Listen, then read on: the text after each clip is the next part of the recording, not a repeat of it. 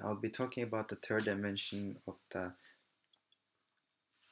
MBTI. So in the beginning I talked about the first and the second dimension. So the first dimension referred to how we take in, no, sorry, how we get our energy, how we get energized by either inner reflection or external interaction. And the second dimension referred to how we take in information, either through our senses, which is a sensing preferences for taking information, or intuition, making abstract connections, which is an intuition approach to gathering information. So the intuition is not so, they don't, what's important for them is not really how things are, but how things could be. And now we're going to talk about the third dimension, which is thinking and feeling.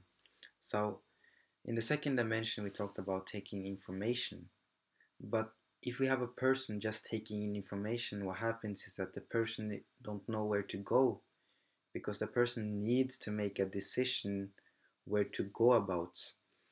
And so once we can make a decision, the person then knows they're gonna go left, right, or they're gonna go to town, they're gonna go to city, they're gonna, so we need a decision making process in order to cut off the information coming in, basically. And what happens is that we differ in what is thinking and feeling dichotomy of the decision making process. And thinking and feeling means different ways of making decision. However, they are both based on reason, and we all use both of them, but we have a preferences towards feeling or thinking. Now, the thinking person, when they're making decision, if you think of a group of people, and the group of people are having an argument, so what happens is that the thinking person inside that group steps out from the situation, so they can see the situation from an objective standpoint. And that's what thinking does. That the thinking person wants to make an objective assessment of what is happening.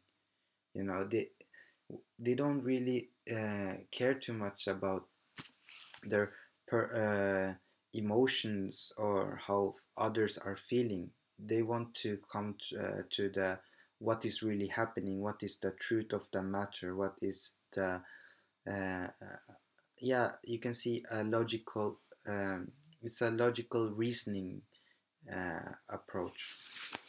And the feeling reasoning approach is different, because if you have a group of people having an argument, the feeling person, what happens is that they step into the situation, they become a part um, of that problem, in a sense, in order for them to make a personal evaluation.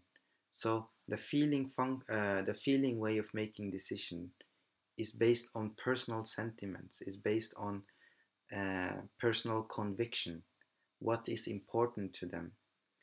And this personal conviction could either be their own personal value or group's personal values.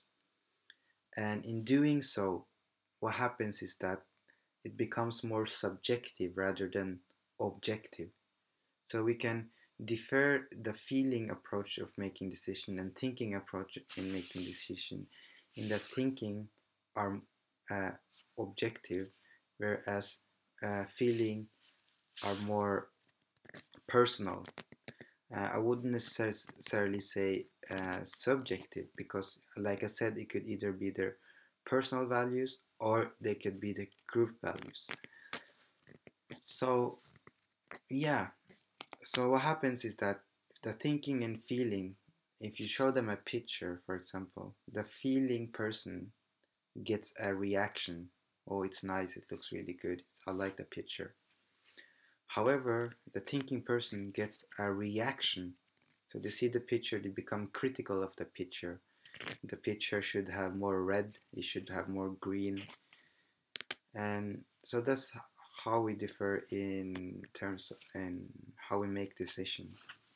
So that's enough, I think, in terms of that dichotomy. So I had a good feedback. I had good feedbacks on my videos, and I'm gonna continue making them, and I'm gonna redo some of the videos and make it maybe in other languages, maybe in terms of other examples. So we'll just have to see. And in my next video, I'm gonna be talking about the J and P dichotomy, which is the last dimension of personality. So that's gonna be interesting. So just keep in touch, and I'll see you guys.